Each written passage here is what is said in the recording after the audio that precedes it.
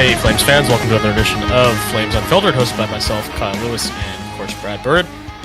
Brad, what is going on?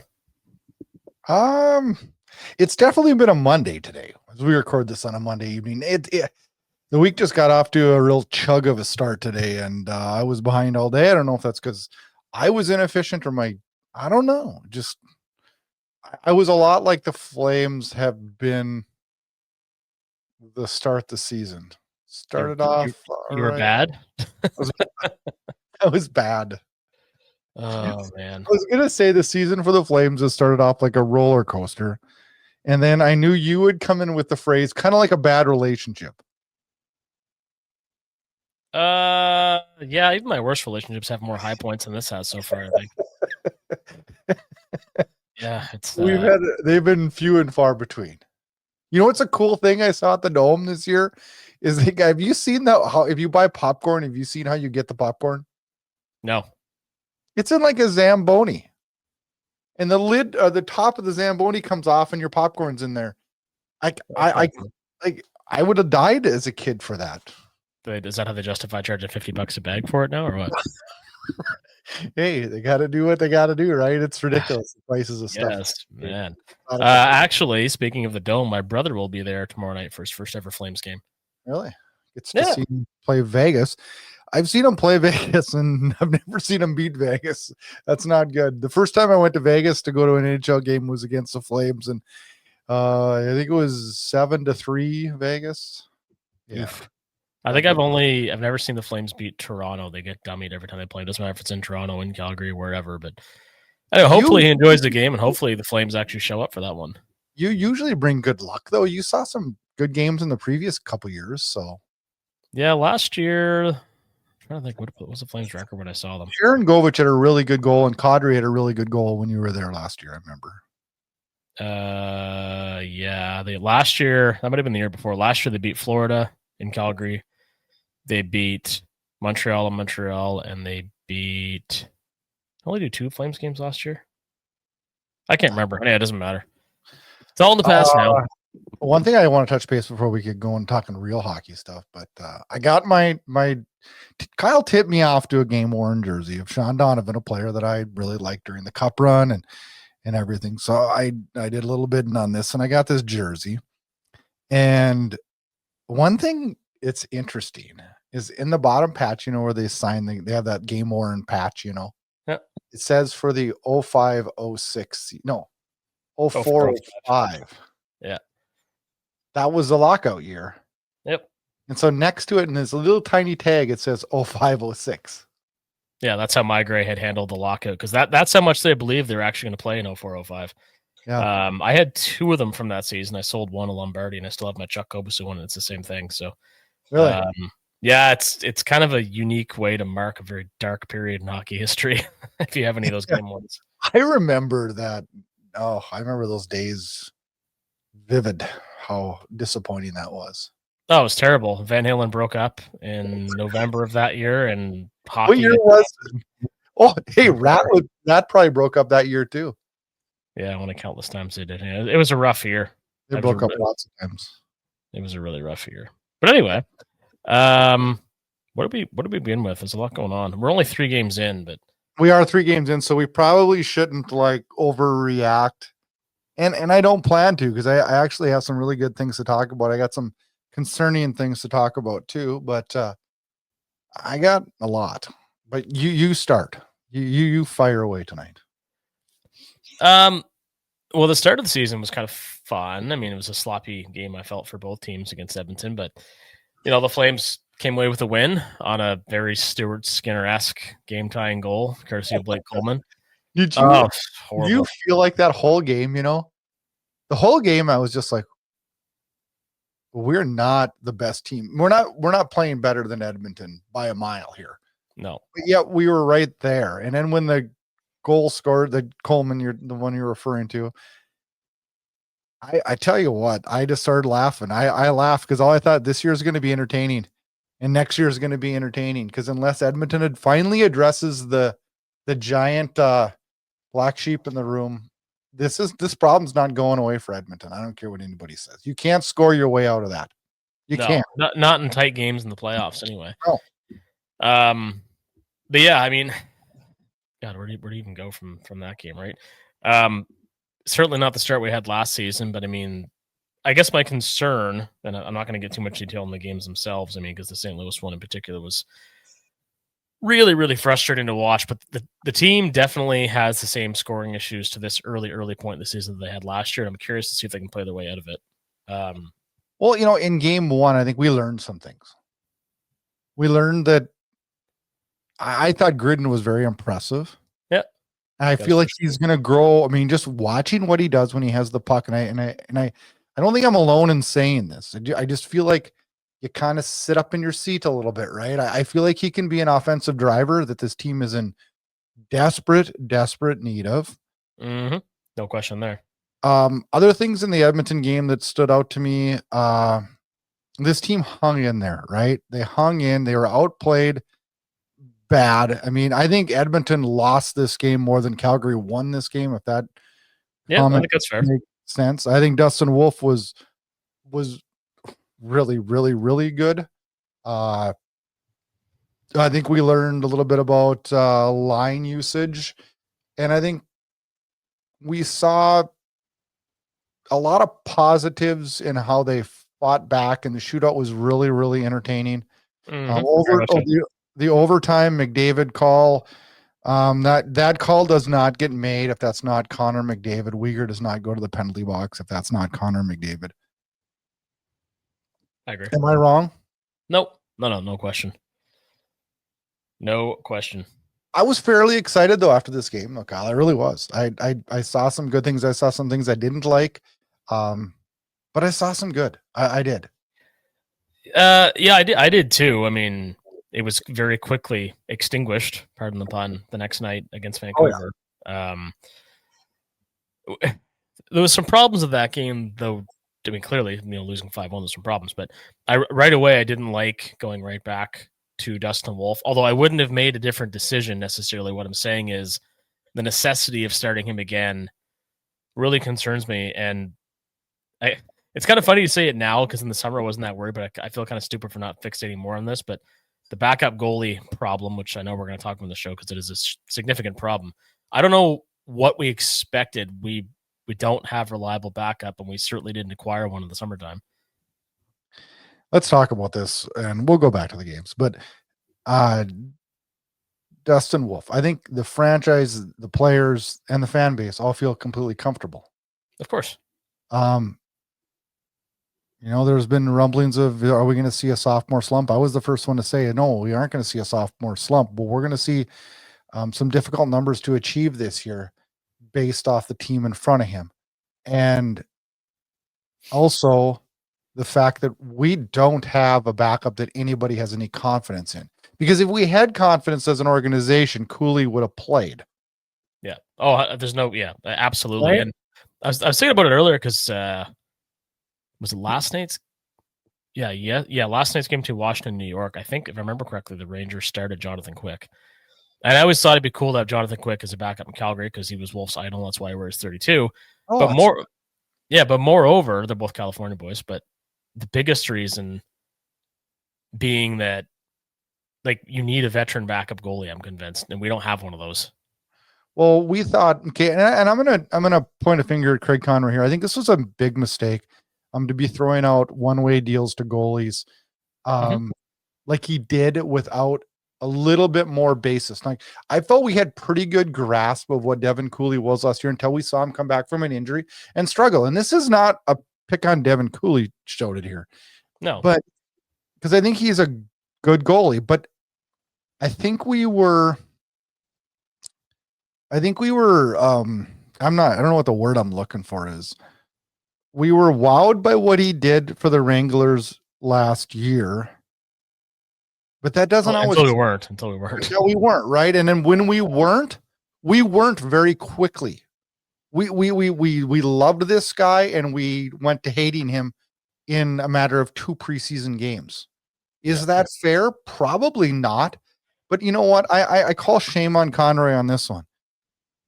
You know that we have a goalie that's a young star, And you need to still, I'm not saying the word that he can't handle it, that you have to shelter him because he can't handle it.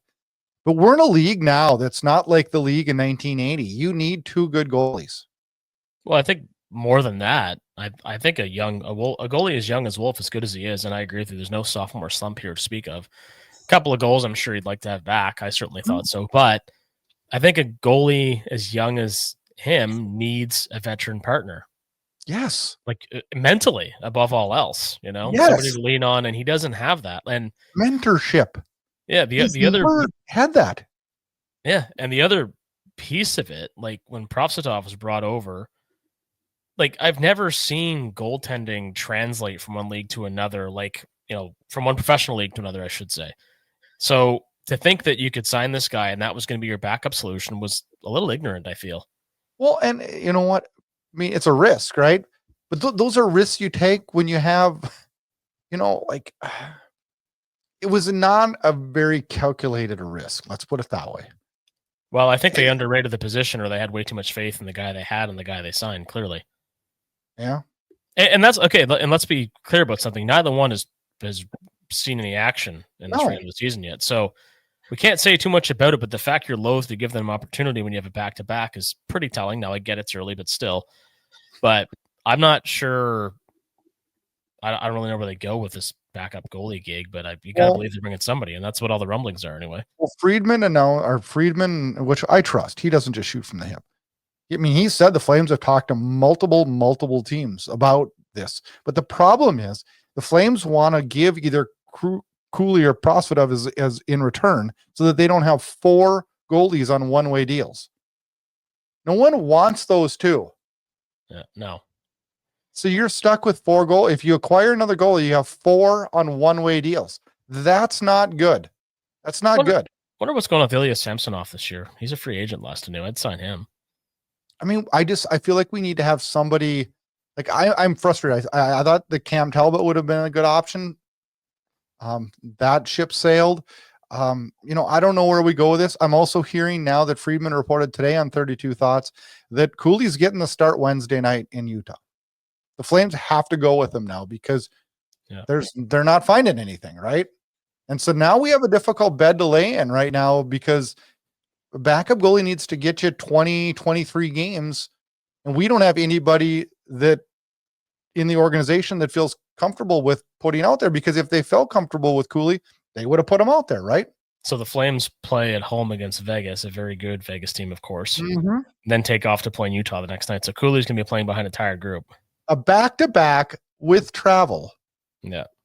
Like, the Flames schedule is brutal to start the year. But I'm not making excuses. Like, you got to get through this, right? And so now we're going to put Cooley in. The organization has no confidence, which instills, if I'm Cooley, I'm like, well, shit, if they don't have confidence, I don't have confidence. Well, he could go and play lights out. You never know. I mean, he is capable of it. I hope anyway. And sure he is. I've seen some good stretches of hockey from him in the past, but it's certainly not an ideal situation. Now, the good news, since we're coming across, at least I feel I am, rather negative to kick off this show, the schedule does get a lot better. Yes. We're going to be missing some points we wish we had. I feel like we already are, especially in that, we'll jump into that St. Louis game of it where the Flames are playing really, really well, but had less than no finish, unless your name is Matty Coronado, which, to nobody's surprise. But, the schedule is going to get better, but they got to work out these kinks, right? Like any team does, but that St. Louis game, man, that was frustrating. Oh, and let's get right to it. Let's get right to the X factor, because when I saw this tweet, I thought, does this fit Tuesday's game? It says this team's allergic to scoring, and that's from Sizzle with Flames, and it is. This team is, they're not allergic to scoring chances. They're allergic to finishing and scoring. Yep. And I mean, he's right on the money. And this team against St. Louis, I thought was very good, was by far the better team in my mind, and gets nothing. Gets nothing. Yep. Yeah, and it's a great X factor. And I actually got some pushback because I was bemoaning the lack of finish, and I forget who it was, but they kind of came back and said, they got these young players and they'll figure it out. Well, that's not what's going on at all in my mind. Like Hansik's breakaway, for example, it was a good attempt. And I know, he'll bury some of those as his career moves along. But if you look around the roster. Like there's such a lack of finish. And we talked at length last year and early this year about, Zary and Frost being two guys that just show all the promise in the world, but just can't put it together. The only legit scoring threat when he's feeling it, there's two of them. When he's feeling it would be Nazem Kadri, and the only legit one night in, night out is Matthew Coronado because of his wicked shot. Do you have any confidence in Connor Zary right now? Not on the fourth line, to be honest. Oh, there we can go into the next thing I have written on my thing is line placement. I mean, I don't understand this. I mean, the other night, the game 1 against Edmonton, Huska's got the crazy line of Klapka, Kadri, and Farabee. Klapka in the first period, the one player that stood out for the Flames, the one was Gridin offensively. Yep. He got 3 minutes and 39 seconds of ice time. Klapka got 6:05. Yeah. I learned this week, and I pray to God that Ryan Huska learned this week, that Adam Klapka is an effective player on the fourth line. Yeah, and net front on the power play, I think. Power play 2. Because if he's your guy on power play 1, you're in trouble because that's not a good power play. Yeah. Well, and the thing is if your power play is predicated on having a guy that's 6'8" in front of the net, the other 4 players have to have possession and be able to move the puck for it to matter. Yep. So we should emphasize that point as well, as obvious as it sounds. Now, as far as Zary goes, what bothers me is, and this is why I really didn't like Huska get an extension as early as he did, he tends to just keep sticking with the same lines, expecting the players to figure it out. And so much of the time, that just does not happen. When you have a game like you had against St. Louis, you can blame it against, we had our chances, just couldn't bury them. Well, you couldn't bury them for a litany of reasons, one of which being Joel Hofer was really good. But outside of that, you need to make some changes, and one of those changes is moving Zary up the lineup. And actually, Farabee had a really good game too. Now, more so on the shot blocking side, but both those guys, I feel, deserve a bit more opportunity, especially when guys like Sharangovich aren't really contributing anything, right? Yeah, and he's Sharangovich. That's interesting. He's another guy I want to touch base on a little bit. I mean, do you see on X now that there's new stat cards that are coming out with the they're using a bunch of different it's from natural stat, and they're going through and using a bunch of the analytics to track what players are the most, I don't want to say effective in the game versus the ones that are least effective. And it's been interesting because I've tracked it the first 3 games. And honestly, I agree. I'm not a huge analytics guy. I'm really not at all.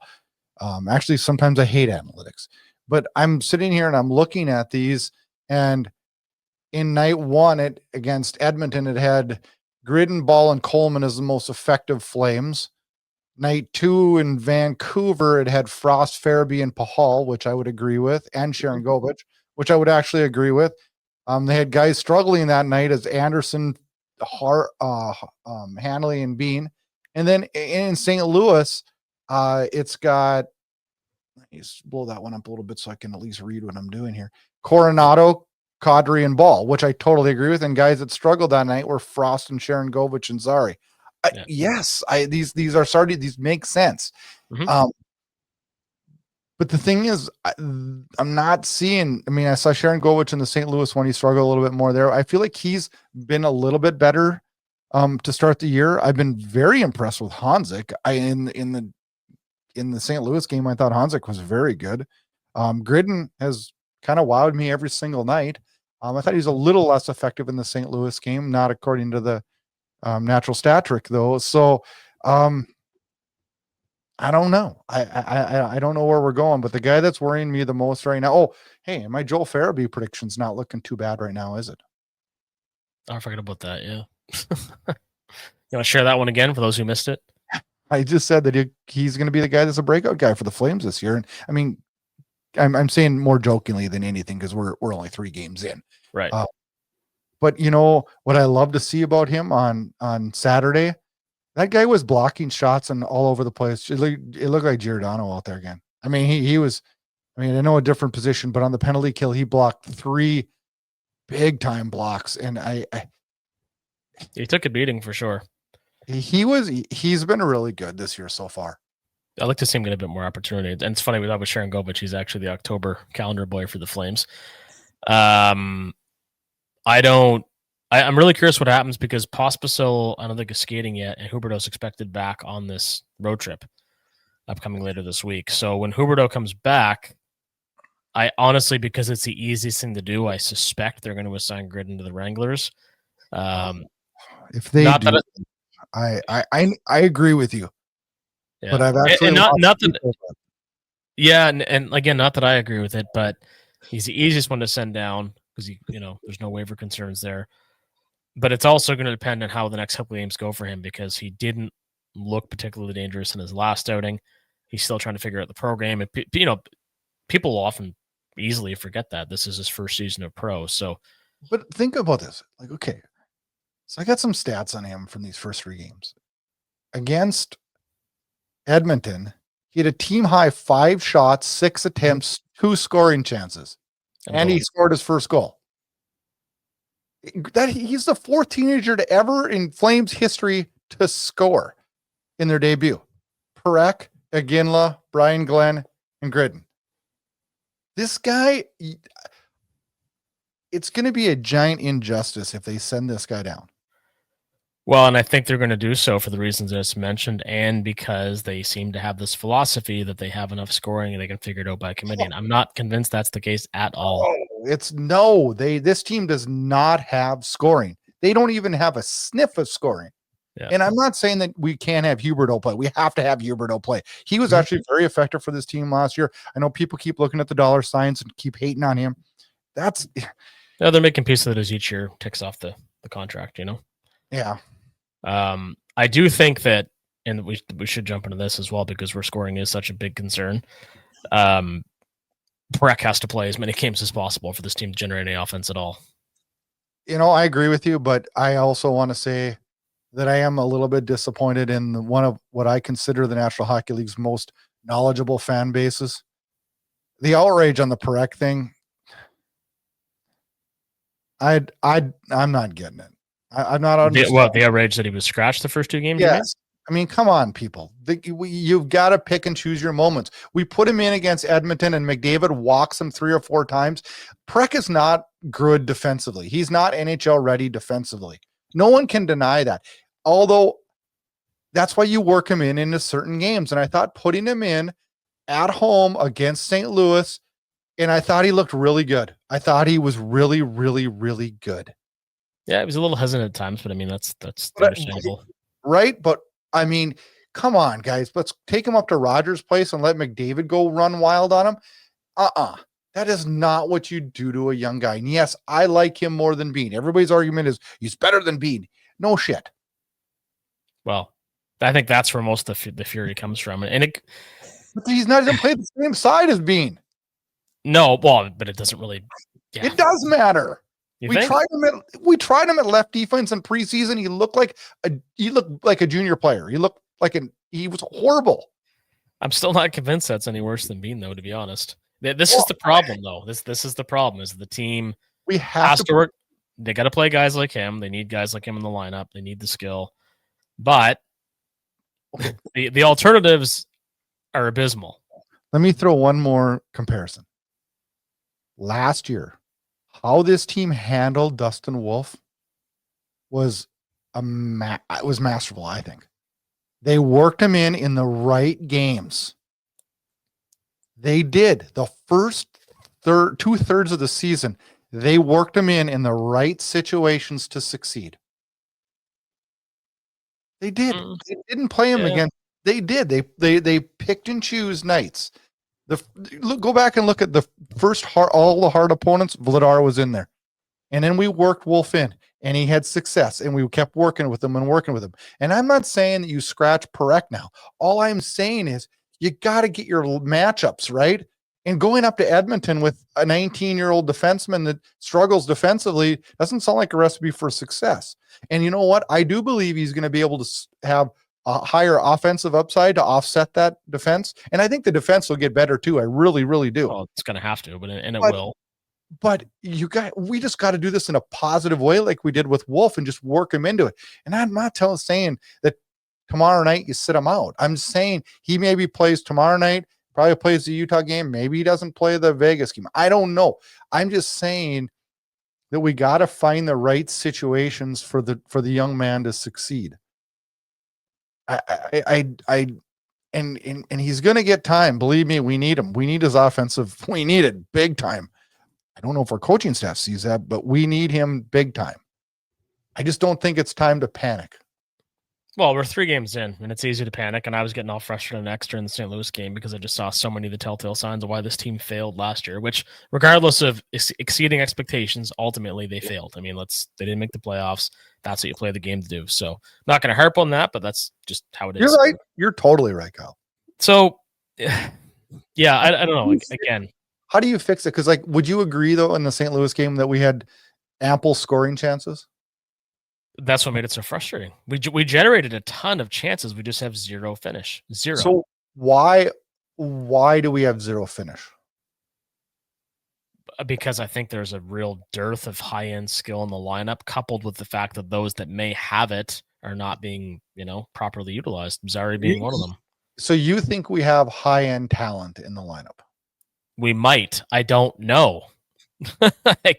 I don't know about like Connor Zary. Morgan Frost, I hope does too, but I know. I watch those 2 guys and I feel like they're like right there, but not. Do you know what I mean by that? No, 100%. But this is why I was complaining on X about throwing Zary in the 4th line. Like, I understand he, missed some time last year with injury, and there's only so many players you can play in your top 9, but he's not a 4th line center. But putting him on the 4th line is not going to help him. It's not going to help the team either. You might as well sit him out. Yep, absolutely. No, he needs to play up higher in the lineup because I think there's some potential there to be a 60 or 70 point player, but the way they're playing him, we may never know. I do know that Kadri is another year older and he's very streaky. He always has been as a scorer. Huberdeau has changed his game to be more of a power forward. So when he plays, if we're lucky, we'll get 60-ish points at him again. The days of 90, 100, 115 are long gone, as we well know. Coronado is the only significant scoring threat on this team, night in, night out, because he has a world-class shot, one of the best shots in the league. Well, and Gridin can be too if we don't send him to the A. Well, and he's only 19, so how consistent is he going to be, right? I agree with you. He's a legit scoring threat. He tore up the Quebec League last year. Now, here's one of the things, though, when they do send him down, because I agree with you, that's it's what's going to happen. I can promise you. Mm-hmm.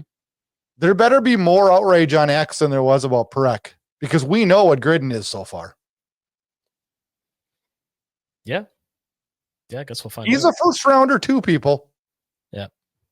I hate to say this, but based on what we've seen so far, and things can change, and it's super early. Again, I don't think Sharon Govich ever touches 30 goals again.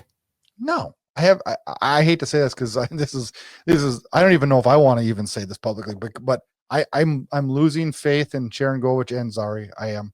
And I'm not in Zary yet, but the Sharon Govich contract is at this point starting to look not good.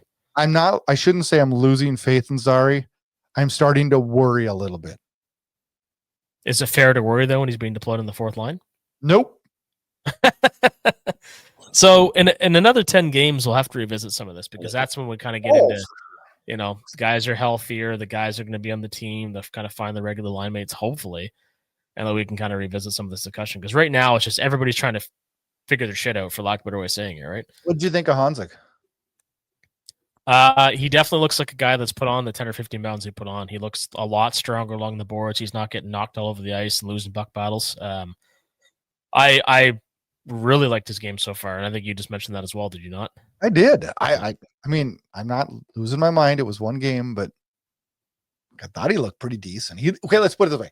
He looked better than I expected him to be, because when I saw him in the lineup, I was a little bit taken back. He's addressed some of the concerns I think everybody had coming into the season after he got knocked out during his audition last year. But it also makes me wonder what's going to happen with all these guys, because there's so many other players in the roster that are taking up space, so to speak. Like Lomberg. I think Klapka looks more like an everyday player at this point. Justin Kirkland, everyday 4th liner.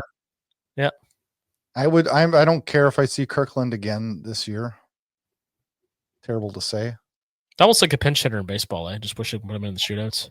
In score. Now we'll hate him for that too. I am tired of the Lomberg on out there every single game. I'm Although not saying he was great against St. Louis. That was a fantastic fight. yes, That was fun. It is. It was great. And it got the team going. Yeah. But we still couldn't score. Yeah. Well, and that's the thing. They got to get away. And I don't know if Dave Lowry being back on the coaching staff helps us or not, but they got to get away again from that whole mentality of this grind line. Like that has to be their, they got to start rolling 4 consistent lines that can play hockey at both ends. Do you worry? I know we touched on this last year and it didn't come up to me again till the St. Louis game. I kind of came to me a little bit. Do you worry a little bit about this team system, the Huska hang on for dear life and win by one system, I call it?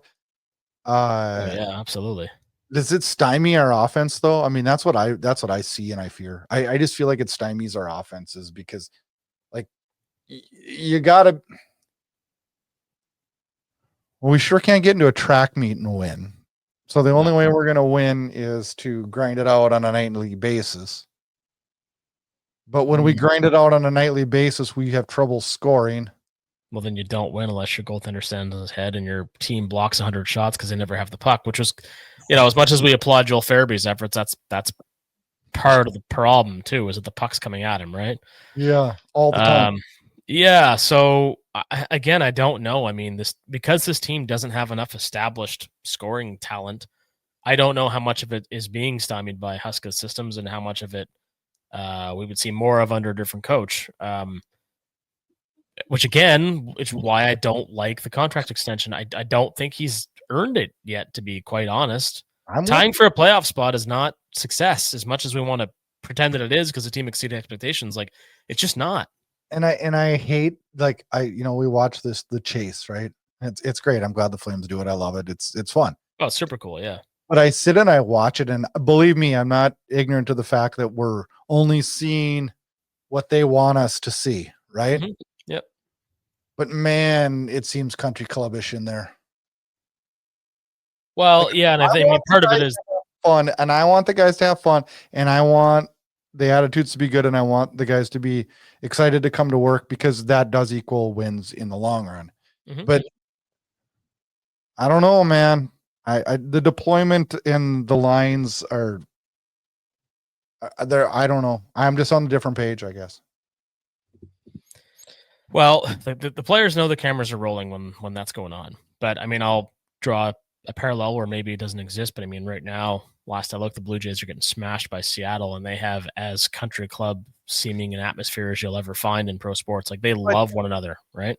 Totally. And I'm not saying I don't want the guys to love each other. I'm saying, but that's a totally different sport. That's not a sport where you got, I mean, how many times in baseball, I mean, like, you either get out or you get on, right? I mean, you can't, what are you going to, what do you do when the guy goes to the dugout? Hit better? I mean, like, he's trying to get on base, like, but in hockey, there's different levels of intensity. I always look at it, and there's certain teams that are like just frantically intense.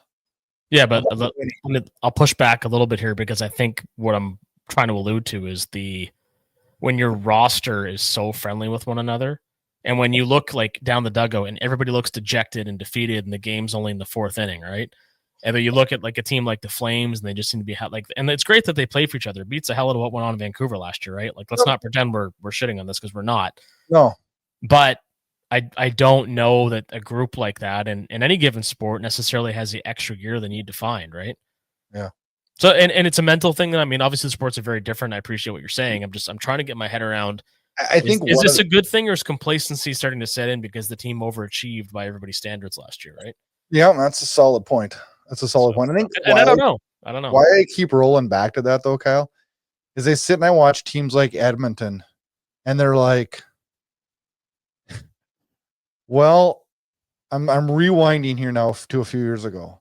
Well, he's controversially got pretty much run out of Winnipeg, kind of blackballed in San Jose, but he's a royal pain in the ass piece of garbage to play against. Let's bring in Evander Kane. Don't care what the media says.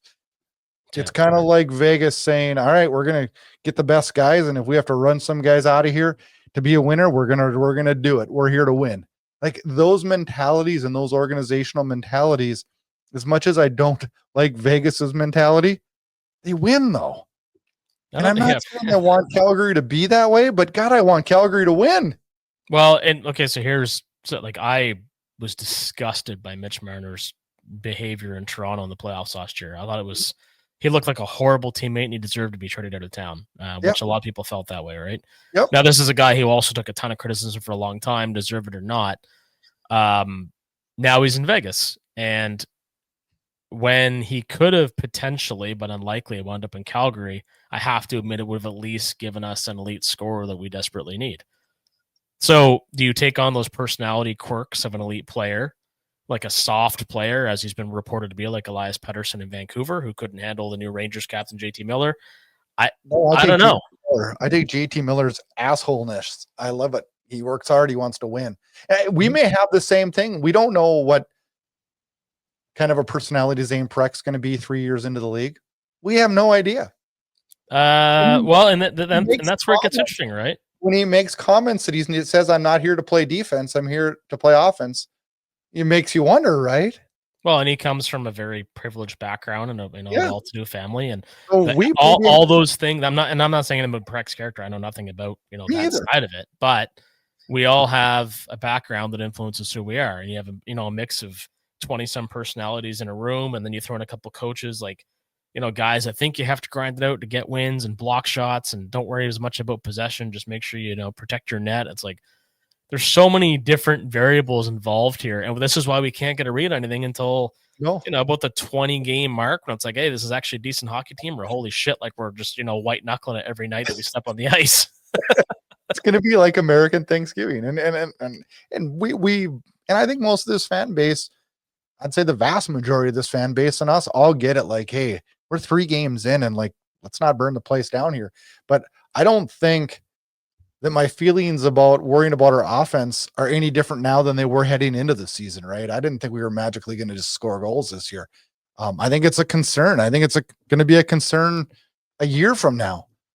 Well, and I think a lot of teams have probably watched a lot of tape on Dustin Wolf now too, and realized not that he has any weaknesses per se, but he's not going to be otherworldly every other night, and that's going to expose some more warts in this team. I mean, we do have some things going for us, obviously, but and we can't put the pressure on him to do that. No, and I mean, Ball not getting hurt this year will help. Anderson not having a broken foot will certainly help if he sticks around for the year. And other than the outing against Vancouver, he has looked a lot more like he used to. Yeah. Again, a lack of finish, but generating chances like we haven't seen in a while. So, again, I don't know, like Huberdeau, as much as he's been down offensively in Calgary, is a big part of our attack. I think him playing, on the power play with Parekh could be really sublime because they're both such skilled, slick puck movers. But again, it's too early to say. But the only thing I can say is, as we've talked about so far, is we've seen so many of the same frustrations we had a year ago, and they haven't been addressed in the least just 3 games in. Yep. No, I think you nailed it bang on right there. So I do have a question though. You brought up Anderson, right? Yeah.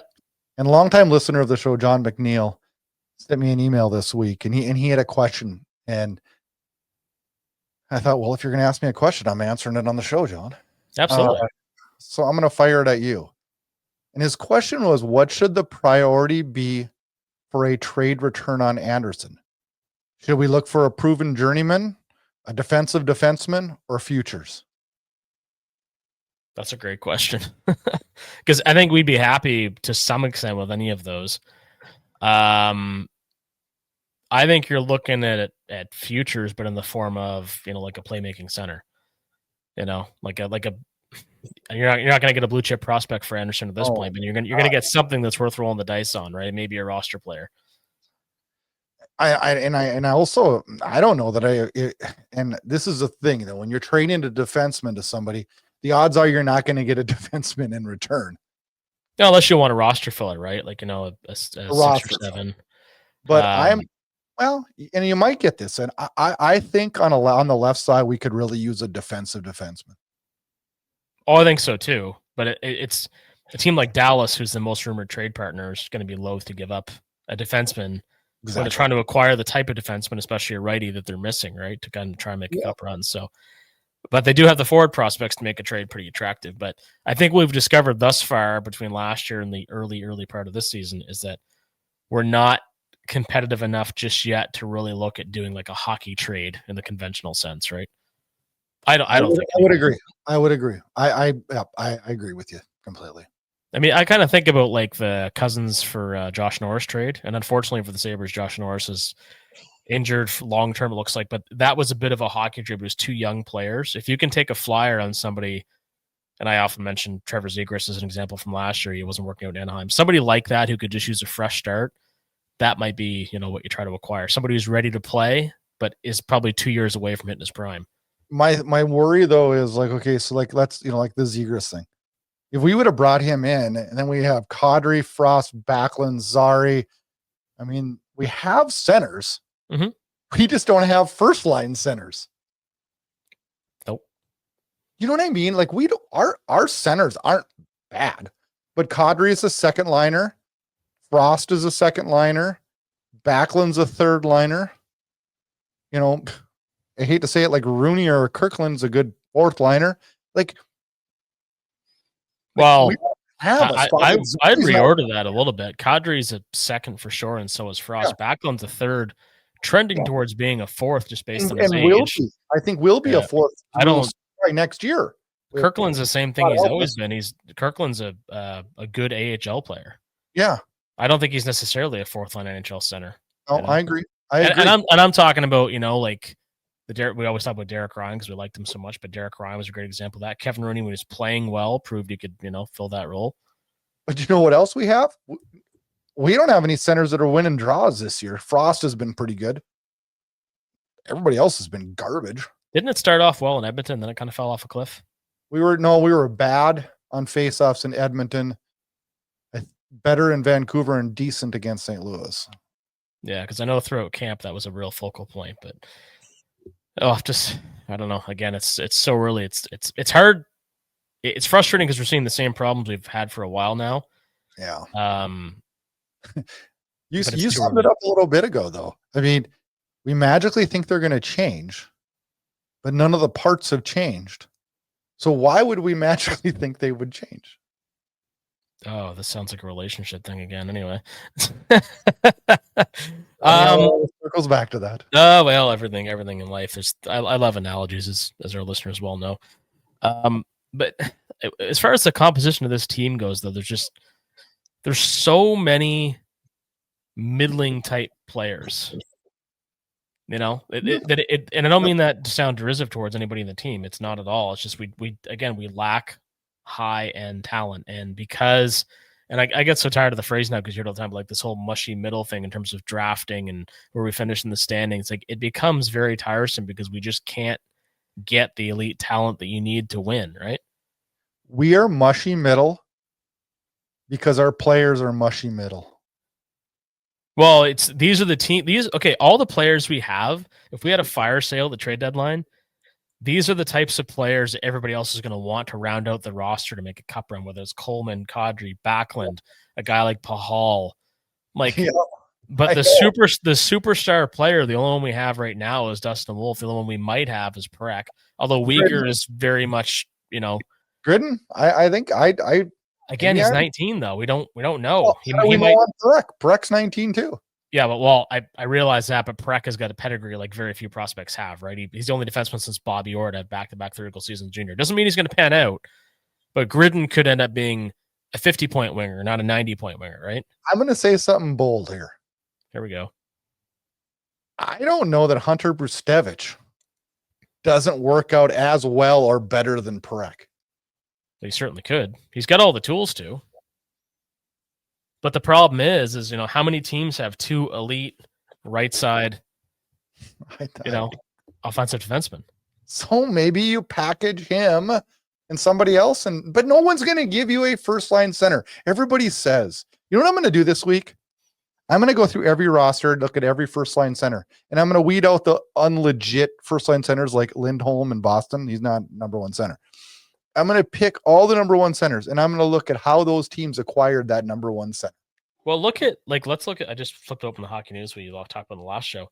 Like after Crosby and Malkin, Like, who do the Penguins have coming for like elite Nobody. centers? Nobody. That's why they're projected to suck for the next decade. Well, they get, Kindle playing for the Hitmen, 27, 28 arrival. Then to find another center in their top 10, William Horkoff. He's in Michigan this year. 27, 28 again. So they're going to have a gap between when their two best centers retire and when their next two are anywhere near NHL already. Mm-hmm.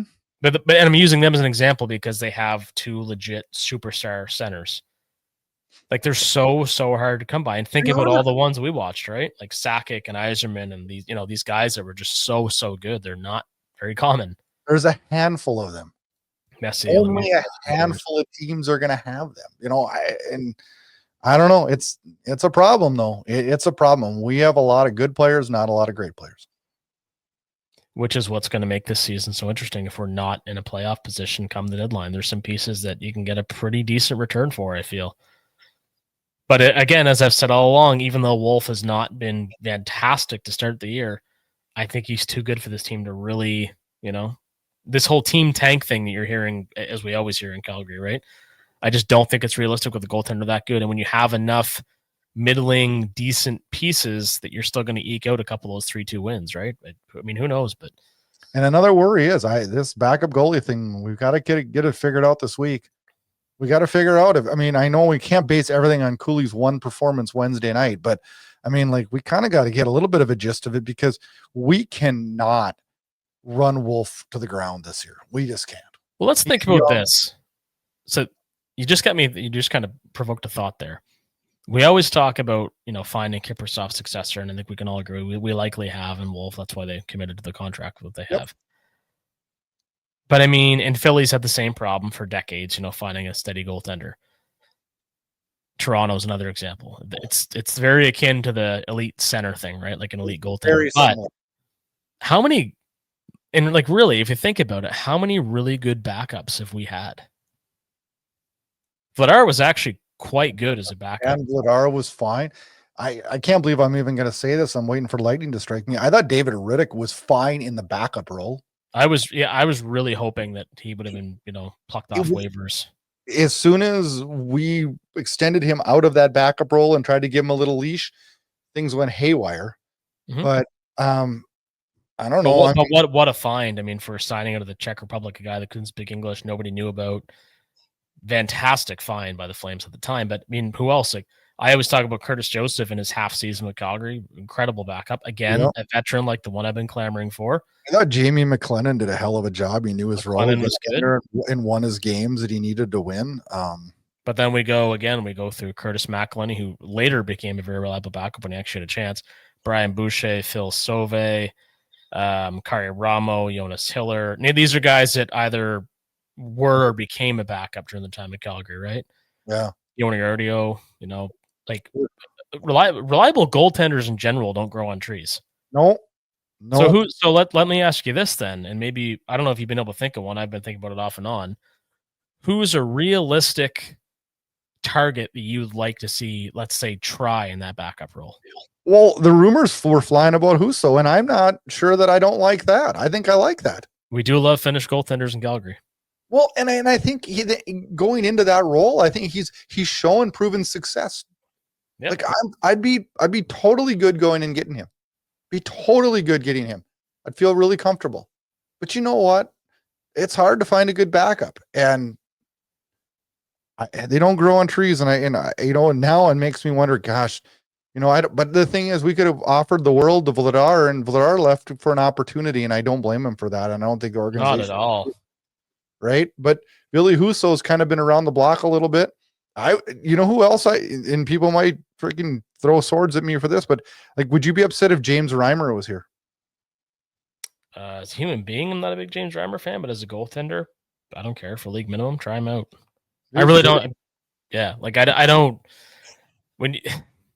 he's had a very good NHL career. Yeah. Did make the cut in Toronto, although I think he was just there as an extra body anyway. I don't think it was realistic that he was going to be on that team. Yeah, why not? And like I said, Samsonov, why not? Yeah. You just need a guy who has some experience stopping pucks at NHL level, and other than Wolf, we don't have any of that. Well, I'd love, like, ideally, like I said it earlier in the show, like I'd love to have a Cam Talbot because I know what you're getting as a person. I know what you're getting as a guy that would be willing to mentor and I mean, but they don't grow on trees, right? No, and I still struggle, and maybe I didn't pay enough attention during camp, but I don't really see what Cooley did to earn the job over Profstoff. Neither one was good. They were both brutal. But I Profstoff, Cooley was worse. Well, I kind of did too, and Profstoff's a very big man, and like I said before, I think on our last show, I really like the contrast of having a smaller goalie and a huge goalie as your tandem. Wouldn't you feel more comfortable having Prosvetov on Wednesday night go in? I would be. Absolutely. 100%. I think there'd be less pressure on him too, because the fan base, I don't know, we grow an expectation, right? When we get Cooley last year and they'll be like, oh, he's going to be the backup next year. We as a fan base get expectations. Then when they let us down, it's like, oh, kick the can to the curb. Well, Cooley's also a big personality, which draws more attention to him, right? Yep. And good on him. That's an asset, and that's who he is. And he's had some fantastic sound bites, and he is a good goaltender. But you're right, he's going to be more of a lightning rod than a relatively unknown large Russian would be, who didn't even play in the league last year, but has, I think he'd have more NHL experience actually than Cooley would from years gone by. A little less pressure, right? Yeah, exactly. But regardless, by Christmas, we're going to have a different backup, if not significantly sooner. I got to believe that. And who it is, I like the Husso argument too, but Reimer. I feel like Reimer might have done the Theo Fleury thing. He went back to Toronto trying to end his career where it started.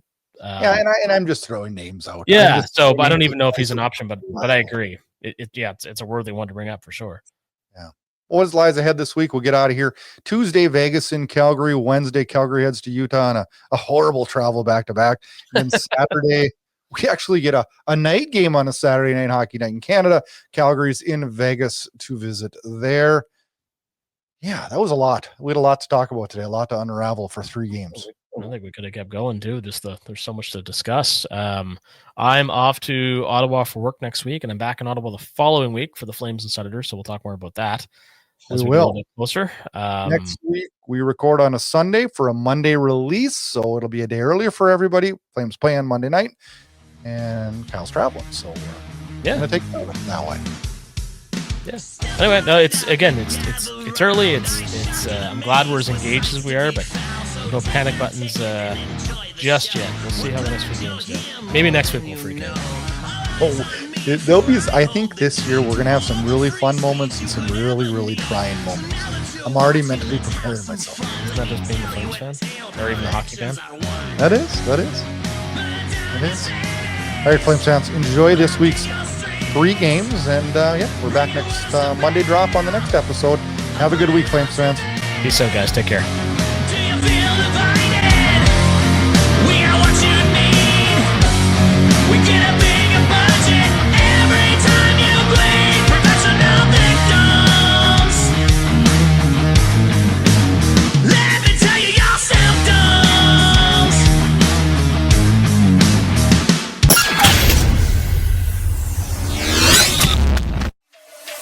Thanks for listening to Flames Unfiltered with Brad Burud and Kyle Lewis, your source for unfiltered Calgary Flames hockey talk. Keep it locked on flamesunfiltered.ca. Subscribe where you get all your podcasts to never miss an episode. Flames hockey talk every week, presented by Inside Edge Hockey Media Group.